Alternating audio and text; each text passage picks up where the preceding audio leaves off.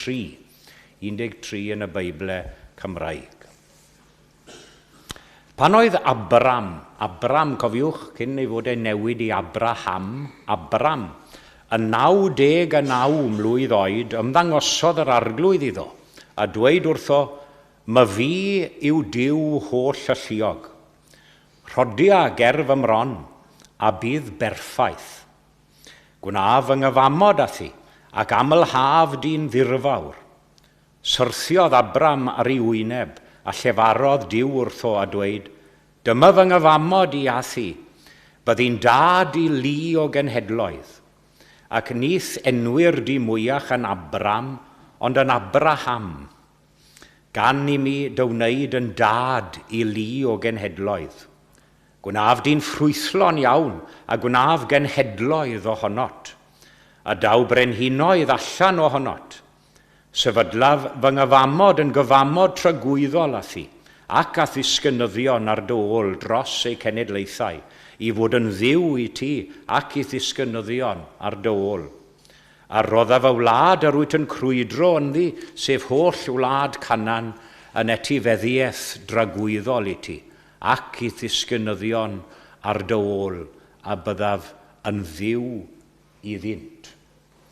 Ac yna, o lythyr Paul at yr Hebreaid, Paul's letter to the Hebrews, chapter 11, that great chapter on faith. And again, if you're following in the English Bibles, I'm on page 1233. 1233 in the English Bibles. And in the Welsh Bibles, I'm on, I can get to the page. I'm on page 247, 247 yn y Testamentau Newydd. Ffydd.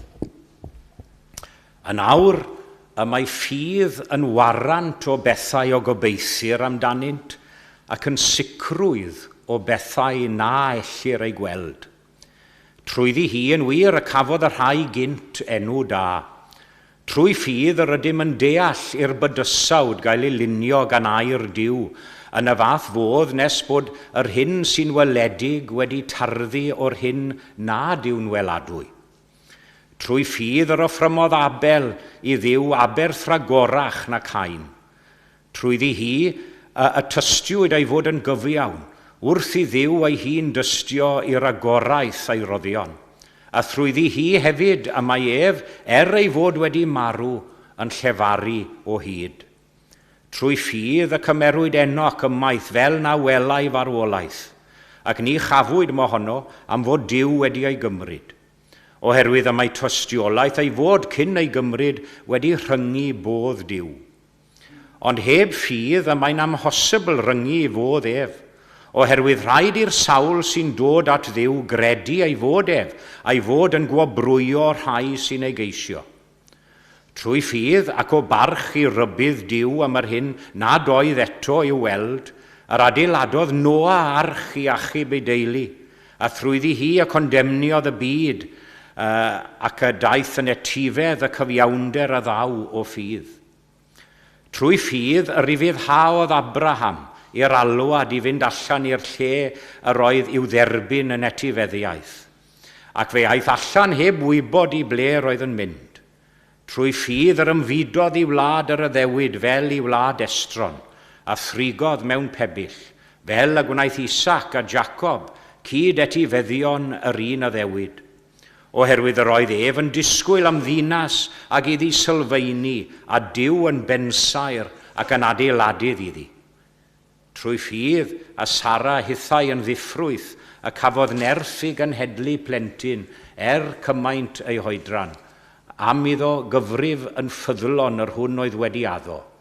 Am hynny felly o un dyn, a hwnnw cystal y bod yn farw, fe gododd disgynyddion fel ser y nef o rannu nifer, ac fel tywod dirifedi glan y môr. Ychwanegau Duw i fendith at y darllen a'r gwrando a'r deall hefyd o iair.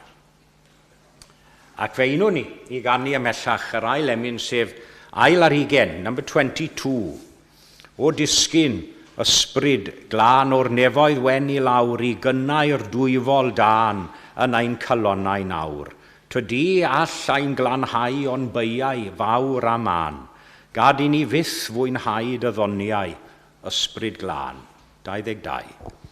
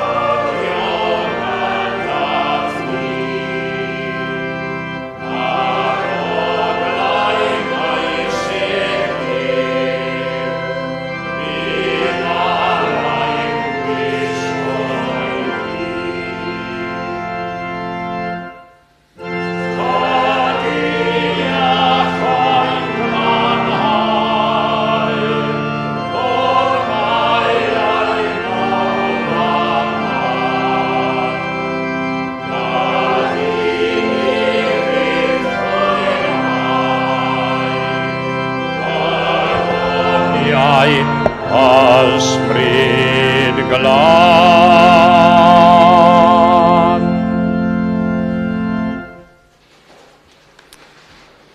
A chyfle ni nawr i droi at Dduw mewn gweddi. Let us turn now to God in prayer. Cydweddiw. Addolwn Dduw ein harglwydd mawr mewn parch a chariad yma nawr. Y tri yn un a'r un yn dri yw'r arglwydd a ddolwn ni. Ac welen ni o arglwydd yn dod ger dy fron unwaith yn rhagor fel hyn mewn gweddi y bore yma. Ac i ni'n diolch i ti am gyfle i wneud ac am dallu creadigol i ni newydd sôn yn y darlleniad a chlywed am ffydd yn warant o bethau a beithir amdanynt a pethau i ni heb weld. Ond diolch i ti am dallu creadigol yn creu y bydysawd ac i gynnal popeth trwy dy nerth a trwy dy air di. Dear Lord and Father, you came into our world through your Son Jesus. You came to help us and to heal and to save. And we pray especially for all those in need this morning. We pray particularly for the sick and the suffering. We'll be remembering many around the communion table later during this service. And we think of the poor and the hungry and the homeless in this city of ours and in society and in the world in general. Those places we mention so often that are war-torn and full of conflict.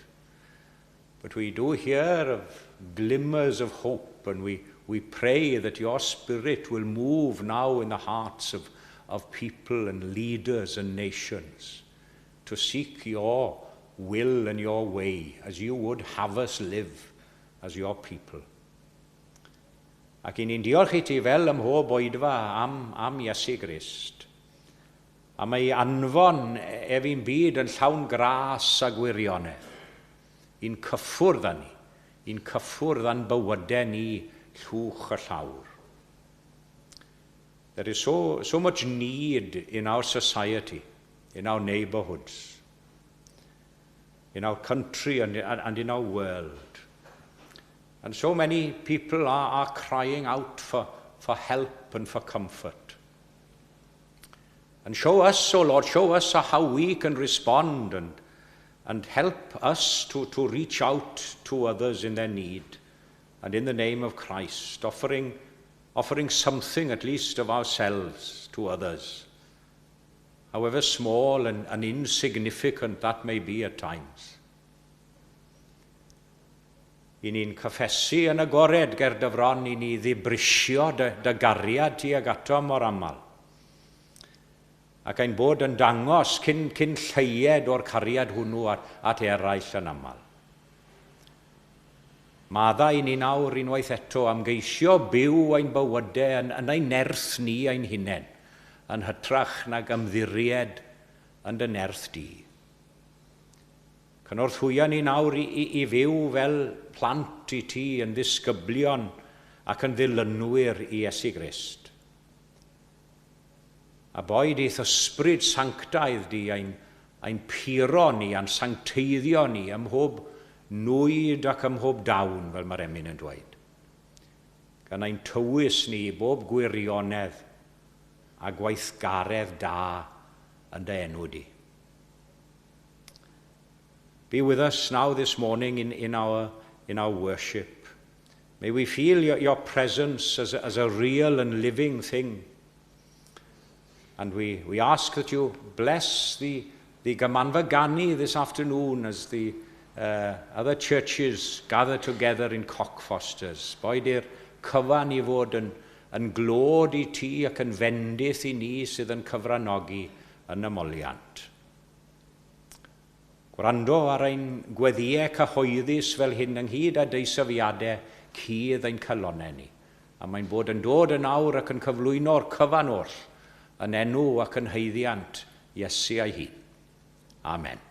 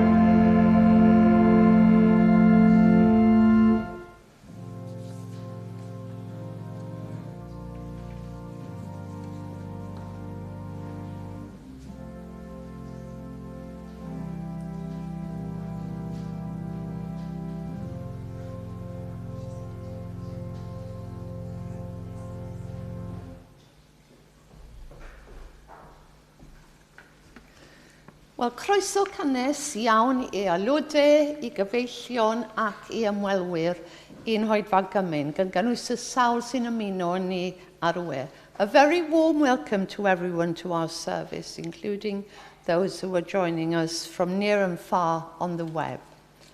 A diolchwn yn fawr i'n gweinidog am ei arweiniad ac i Mike am ei gyfeiliant wrth yr organ. Ni fydd oedfa hwyrol mae heno gan y bydd cymanfa ganu Eglwysi Presbyterau Llundain yn Eglwys y Drindod Cockfosters am 2 gloch i'r plant a 4:40 i'r oedolion. There'll be no evening service here as the Presbyterian Church's Gymanfa Ganu is taking place at Eglwys y Drindod Cockfosters at 2 o'clock for the children's session and 4:30 for the adults Gymanfa Ganu. The conductor is Rhiannon Lewis, and there'll be afternoon tea served between the services. Dydd Sul nesa, bydd yr oedfawn yn dilyn y patrwn arferol o 11:06 gyda'r cylch trafod Beibledd am 4:40 gyda Rob wrth y lliw. Fel arfer, bydd oedfa fer anffurfiol canol wythnos, canol dydd Mercher, gyda the a chyfle am sgwrs i ddilyn. On May the 21st, this coming Wednesday, the midweek service will be followed by the next Glyn Lang Memorial Organ Recital at 1:05 with Jeremy Lloyd, Assistant Director of Music at Ely Cathedral, performing. He's originally from Pembrokeshire.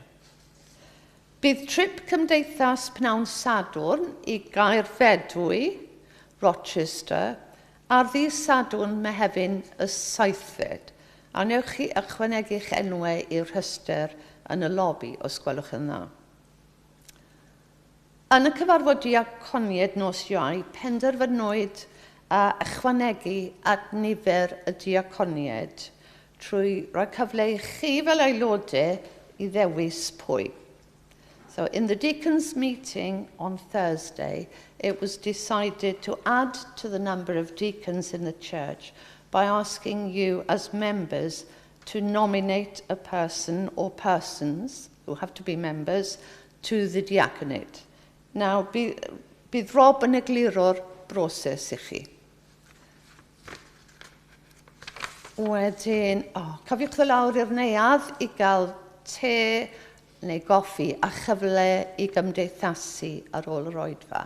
Croeso i bawb. Do join us for tea, coffee and an opportunity to socialise down in the hall afterwards. Ac yn awr fydda nhw amgylch i dderbyn eich rhoddion. Os hoffech chi gyfrannu tuag cymorth Cristnogol, mae cyfle i chi wneud heddi os nad oeddech chi ma Sul diwetha. If you weren't here last Sunday and would like to contribute to our special annual Christian Aid collection, please place your donation in the special envelopes. And if relevant, fill in the gift aid form and place it in the envelope with your donation, please. Right, diolch yn fawr.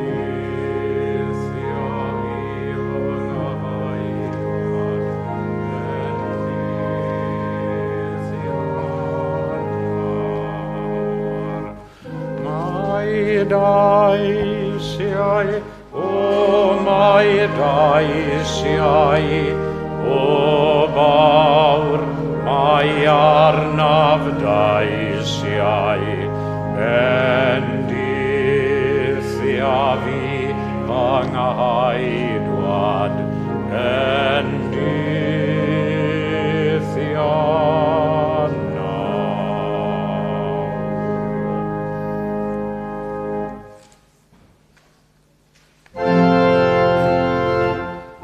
Ein roddion addagun I ti arglwyddiwr, a diolch am dderbyn, an gasonodd sgwr, an llawen a gnawn, ein haddyn edang hyd, ein castio-laeth I ti anabyd.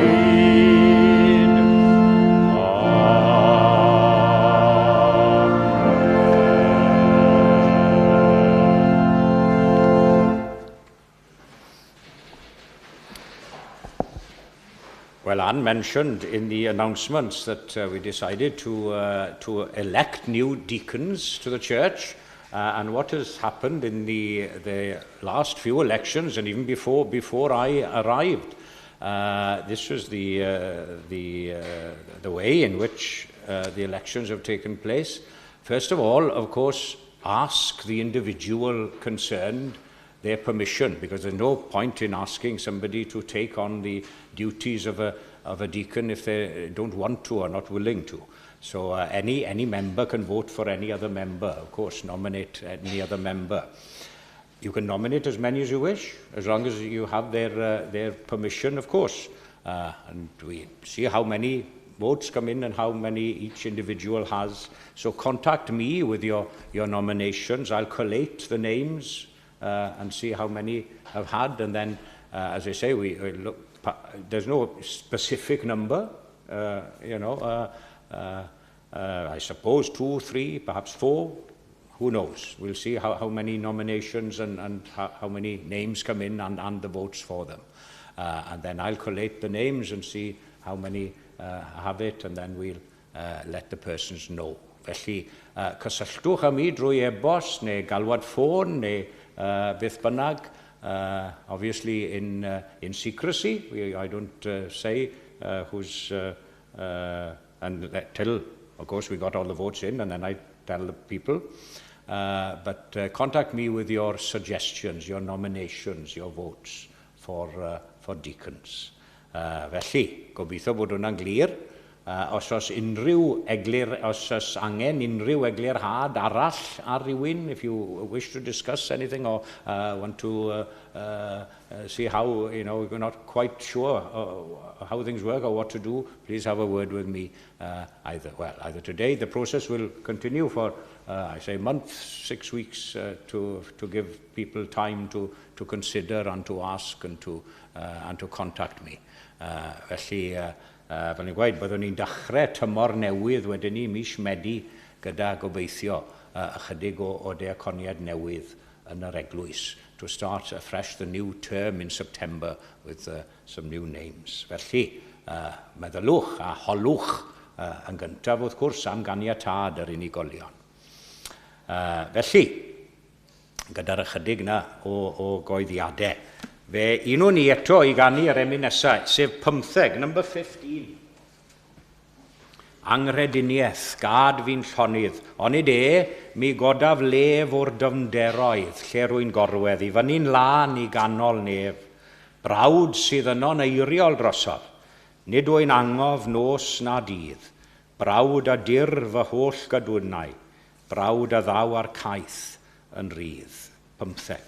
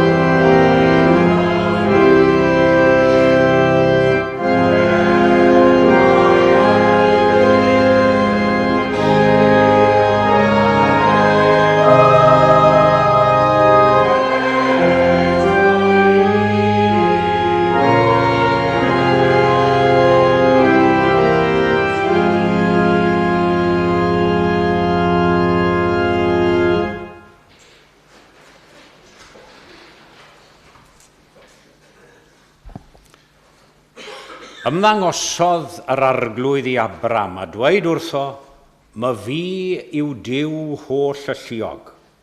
Rodia gerf ymron a bydd berffaith. The Lord appeared to Abraham and said to him, I am God Almighty. Walk before me and be blameless or perfect, as it says in the old translation. Mae'n dweud yn y Gymraeg, bydd berffaith. Be perfect. Nawr, does dim amheuaeth gen i fod yr oll o'r Beibl a'r ysgrythurau i gyd wedi hysbrydoli gan Dduw, rhyw ffordd neu gilydd. The Holy Scriptures are no doubt inspired by God. They're heavenly inspired. They may be notated by humans, and no doubt either there are some discrepancies and human error in places, but the fact remains that they are spiritually and divinely inspired. I have no doubt whatsoever of that fact.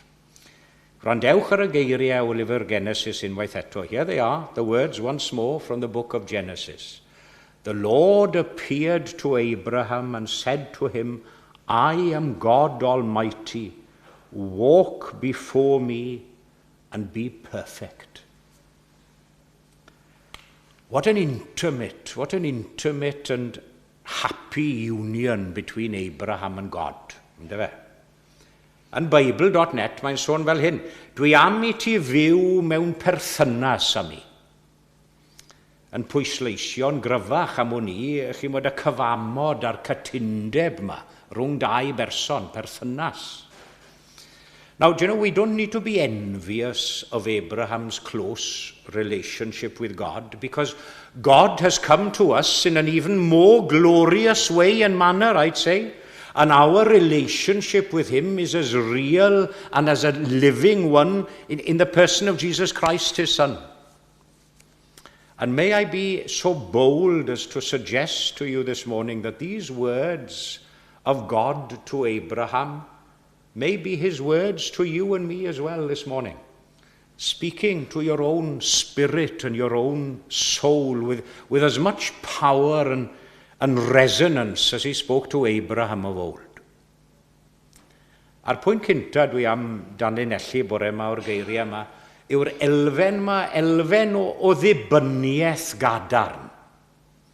A solid reliance. That's my first point for you from these words this morning.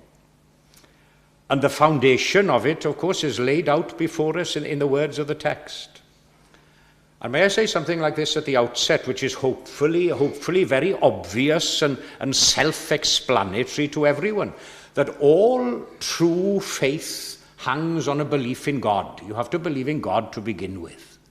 That's obvious. And a strong faith realizes the all-sufficiency of God. And that's the secret of its strength. Ma fi yw Duw holl y lluog. I am God Almighty, says the Lord to Abraham. And he says the same thing to us this morning. He's all sufficient in strength and power to accomplish his own purposes. He's all sufficient in wisdom to find his own way through the difficulties and complexities of this worldly existence, which we, of course, find so confusing and baffling at times. He's all sufficient in love that he'll never leave you nor forsake you, as he says through Jesus, his words through Jesus. Mae'n Dduw holl y lluog, Almighty. And I think, these words should apply to us when we think that we can't do things in God's name. Have you ever felt, I could never do that, although I feel God would have me do it, I think, but I can't. I haven't got the qualifications, or I haven't got the experience. I believe perhaps I'm called to do it, but it's too difficult for me. Buon ni'n edrych ar Jonah yn y cyfarfod canol wythnos y dydd o'r blaen. Ac yn cofio fel oedd Jonah wedi ffoi oddi wrth Dduw, chi'n cofio'r stori? Gan feddwl I fod e'n gallu cuddio, cwato, fel ni'n gweud gytre, fel e'n gallu cwato oddi wrth Dduw. Jeremiah, you remember, he was too young. He thought he was too young. I am but a child. He said, don't send me. Moses, even Moses, thought that he couldn't speak well enough. Not proficient enough of a public speaker. Oedd atal ddweud ag yma'n debyg yn ôl yr hanesion araf yn llefaru. Yes, you may be weak and feeble, God says, but I'm not. You may be foolish, but I'm wise. Give yourself up to my guidance. That's the thing. Trust yourself in my hands, and you'll see what you can achieve then.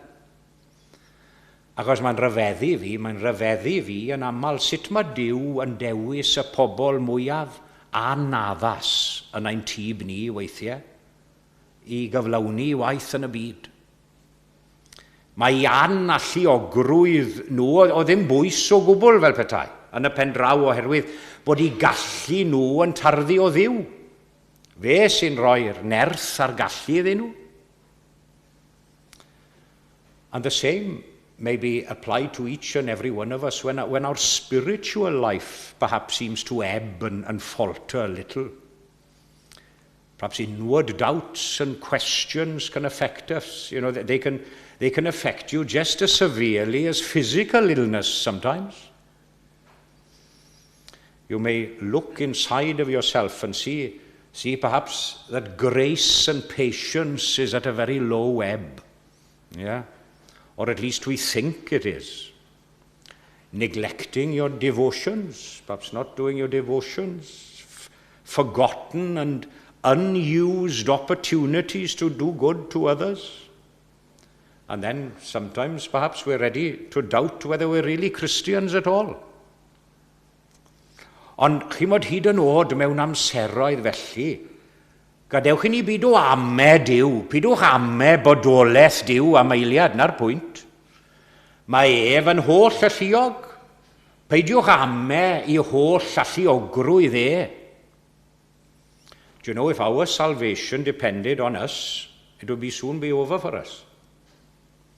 But seeing as it depends on those eternal arms, those eternal arms that are underneath us, don't live in constant doubt. That's the thing. It's fine to have doubts and questionings. Don't live in constant doubt. Ma fi yw Dyw holl alluog. I am God Almighty. If you rely on the changing things of this world, then you might well be unhappy and disappointed in life. Why are you cast down, O my soul? Chi'n cofio'r salm? Paham a tharos dyngir fe enaid, a paham a terfysgu ynof. Beth mae'n gweud? Ymddiried yn yw. Hope or trust thou in God, for I shall yet praise him, my salvation and my God. Ac yna'n yr ail le, ar ôl dibyniaeth gadarn yma, mae sôn o fewn y geiriau yma am safle priodol. After a solid reliance, there's talk here of a right or correct position to be adopted in life. Remember the words of the text? The Lord appeared to Abraham and he said, I am God Almighty, and then he adds, walk before me. Walk before me. Rodia gerfam ron, mae'n dweud yn y Gymraeg, near or close to me. That's what it says in Welsh. But you know, I must admit, not often I say I prefer the English translation, but I do like that idea and image of God walking before us, leading the way. Yeah, rodia o mlaen ni. Nid gerfam ron. Now, as I often say in my sermons, it's much easier for me to talk about this than to actually practice it. Easier said than done. There is a sense, of course, in a way, in which we always walk before God, because in him, you remember the verse, in him we live and move and have our being, or should do. But I don't think that's quite what's intended here. That's not the suggested meaning here. But rather, don't wander in life into situations and places where you may to feel, well, I've left God. I've left God altogether.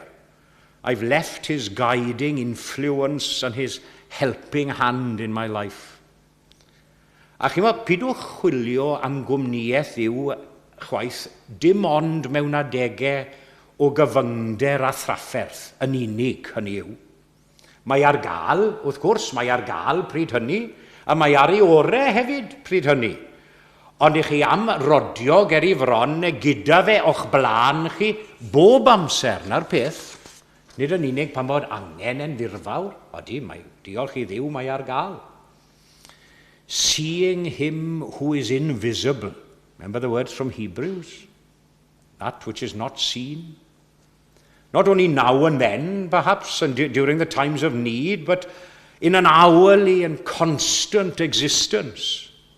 Walk before me, not only think before me or pray before me, as important as those things are, but walk before me, because if you walk before God, all other things will fall into place, into their correct position, as it were, if we're in our correct position.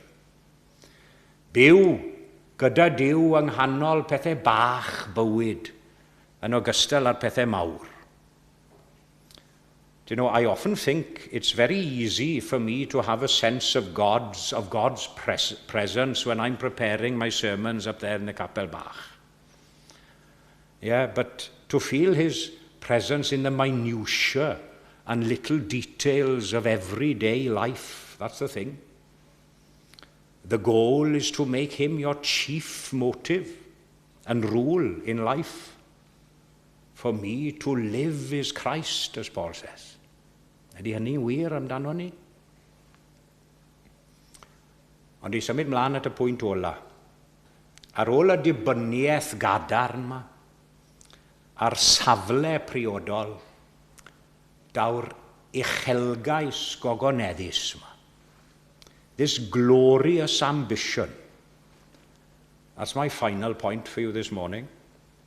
Following on from the solid reliance and the right position. A bydd berffaith, medda'r adnod, dear me. And blameless, or even more glorious, be perfect. Be perfect, as is translated in the King James Version. Now, dear me, what an ambition to aspire to, especially considering and remembering how imperfect we all are. I'm sure we'll all be ready to admit how imperfect we are. But of course, the only way that we can even try is by walking near to God, walking near God and him before us.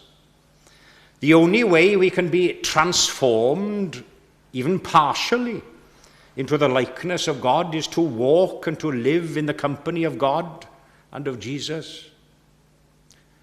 Some biblical commentators, they've noted that this text means to be sincere and upright. Now, I wouldn't argue with that either. In all things be transparently sincere. Ond sut gallwn ni fod yn berffaith, gwedwch? How can we be perfect? Well, may I turn the question around a little and ask this. Would you have God ask you to be less than perfect? Do you know, I don't find anywhere in the whole of Scriptures where God and Jesus asks you to partially keep his commandments and his teachings. No, never. Felly, gadewch i ni fod yn berffeth o leia o ran ein dyhead a'n dymuniad na chi ddechreuad. That's a start in our sincere desire to be perfect. Or you never will be. Think for a moment if you had faith and love and no hope whatsoever. We must strive, of course, in all the graces. Achos mae yna rai sy'n feddu ar lawer iawn o'r unweddau, ond dim tymed o ymynedd yn perthyn iddyn nhw. Chi wedi gweld nhw? Maen nhw'n fyrbwyll, dim tymed o ymynedd. Mae yna rai eraill gyda'r unweddau amlwg, ond dim tymed o faddeiant yn perthyn iddyn nhw. They can't forgive some people. Even people coming to chapel, they harbour bad feelings festering within themselves. I think it was Dr. Martin Lloyd-Jones who said, you know, it's a very sad thing, he said, when you hear of a Christian and they're a very useful and faithful church member, perhaps a very fine deacon, we're talking about voting for deacons, a very fine deacon, an admirable lay preacher or Sunday school teacher, but, he said, but, very unkind and unforgiving person behind closed doors. And that but spoils it all, he says. Yeah? How can we ever reach such a height of perfection? Well, if you rely on yourself, you never will. But remember and rely on that solid reliance, that right position before God, and aim for that glorious ambition, gan gofio, ma fi yw Duw holl alluog, ac yw enw fe y bwr gogoniant nawr ac am byth. Amen. Ac fe ganw ni, gyda'n gilydd, i ddiweddu. Nage, dim i ddiweddu, wrth bod ni'n nesau at fwrdd y cymyn. Rhif 5, number 5. Trwy ffydd y gwelaf Iesu'n dod, nid ar gymylau'r nef, ond yn rhaialon diar daeth, lle mae anwyliau ef.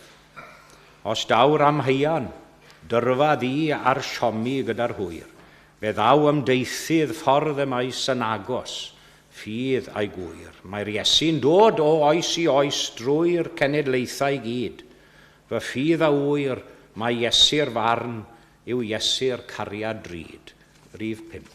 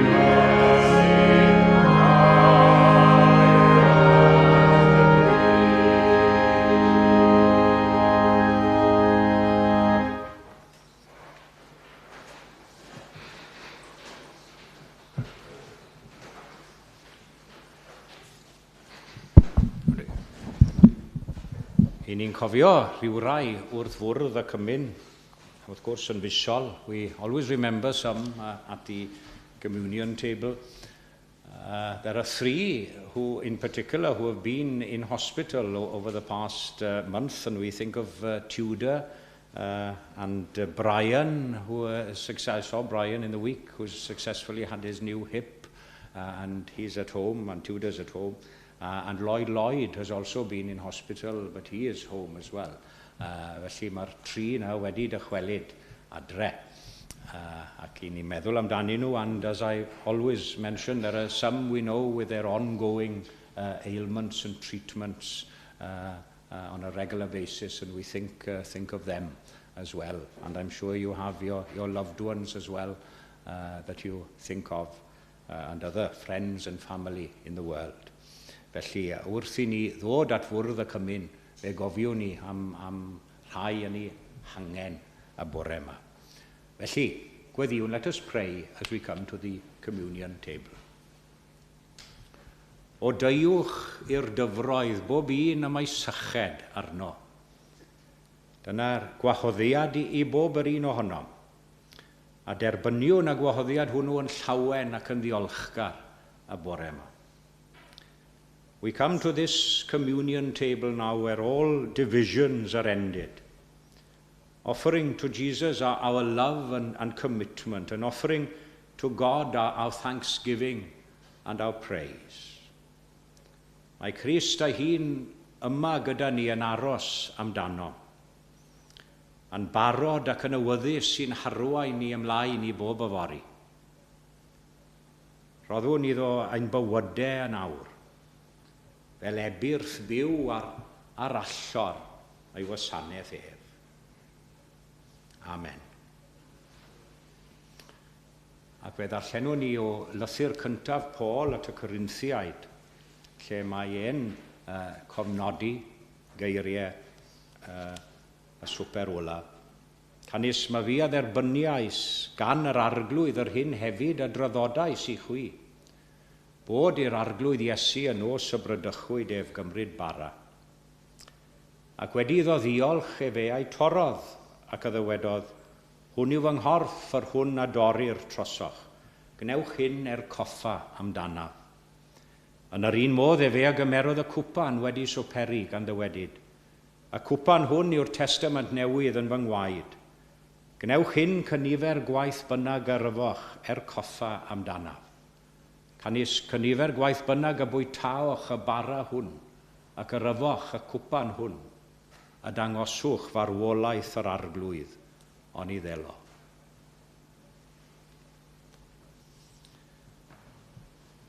Ac wrth I ni gofio'r nos y bu Iesu yn yr oruwch ystafell gyda'i ddisgyblion, fe gofiwn iddo gymryd y bara,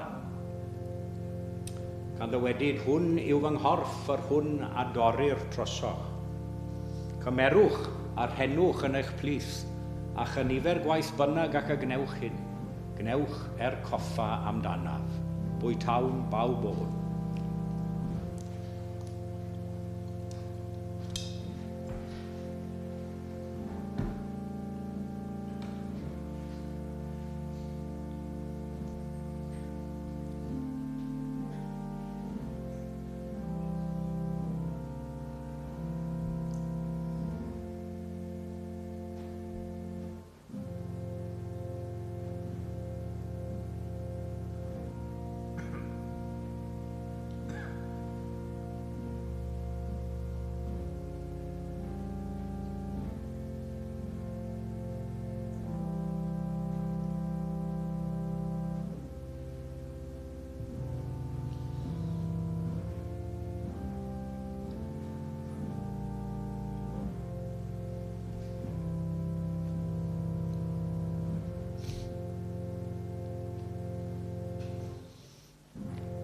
Cofiwn hefyd iddo gymryd y cwpan wedi swperi.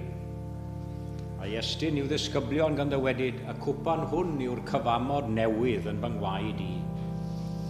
Cymerwch a rhenwch yn eich plith, a chynifer gwaith bynnag ac y gnewch hyn. Gnewch coffa amdanaf.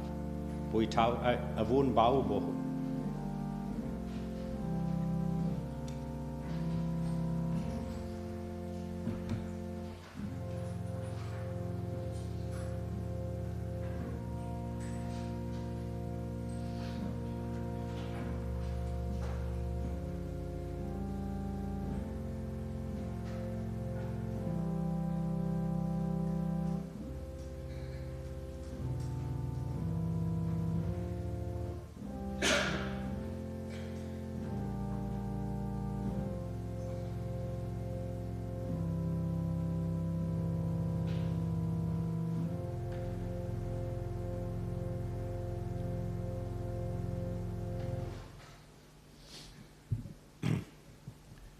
Gweddiwn, let us pray. Arglwydd Iesu, diolchwn i ti dy fod wedi ein galw ni ynghyd fel hyn, fel dy blant, fel dy eglwys, fel dy ddisgyblion.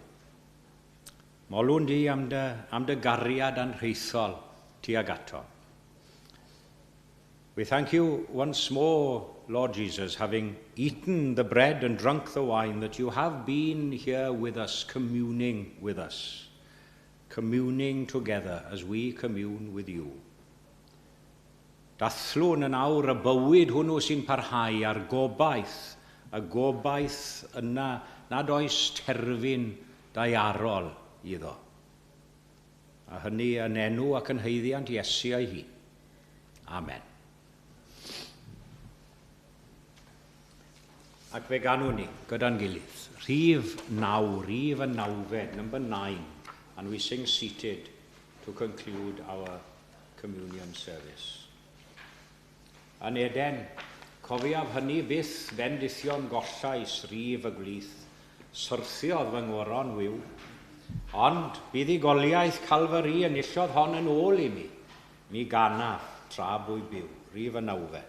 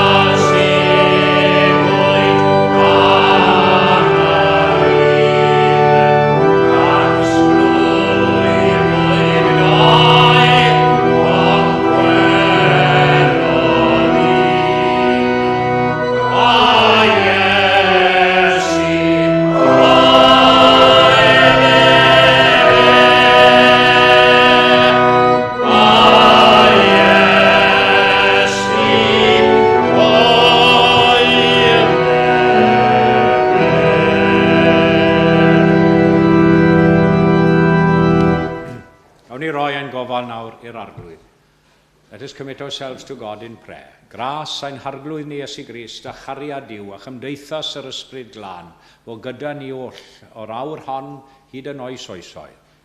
Amen.